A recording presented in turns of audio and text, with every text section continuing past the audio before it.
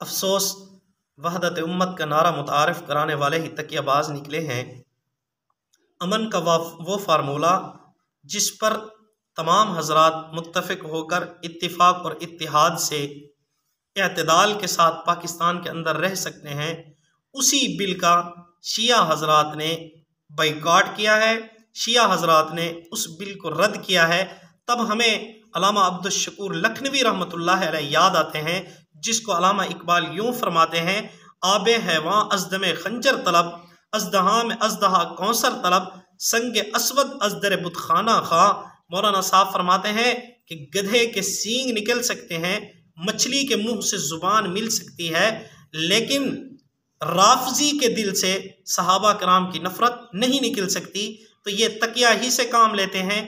اب تو ہمیں یقین ہو گیا ہے کہ جو حضرات وحدت امت کا نعرہ متعارف کرانے والے تھے، وہی لوگ اس بل کا بائیکاٹ کر رہے ہیں، جس بل کا تعلق صحابہ کرام سے بھی ہے، اہل بیت سے بھی ہے، امہات المؤمنین سے بھی ہے۔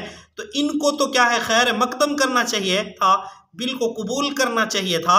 کیوں؟ اہل بیت کی بھی اگر کوئی انسرٹ کرتا ہے تو اس کو بھی وہی سزا ہے جو صحابہ کرام رضوان اللہ علیہم اجمعین کی انسرٹ پر سزا ہے۔ تو سزا کے اندر کوئی فرق تو نہیں تھا، تو ان کو بھی خوش ہونا چاہیے تھا۔ اور ادھر سے جو 98% مسلمان ہیں جو صحابہ کرام رضوان اللہ علیہم اجمعین کی تعظیم کرتے ہیں، ان کو بھی خوش ہونا چاہیے۔ کیوں؟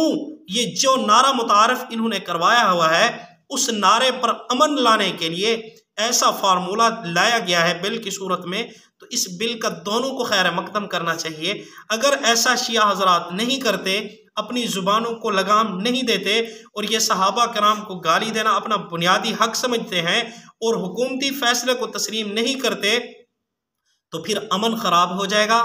پھر صحابہ کرام رضوان اللہ علیہ مجمعین کے جالے ان کی زبانوں کو لگام دیں گے، پھر یہ دوبارہ روئیں گے۔ تو اس سے اچھا ہے کہ صحابہ کرام کے جالے ان کی زبانوں کو لگام دیں، اس حکومتی فیصلے کو تسلیم کر لیں۔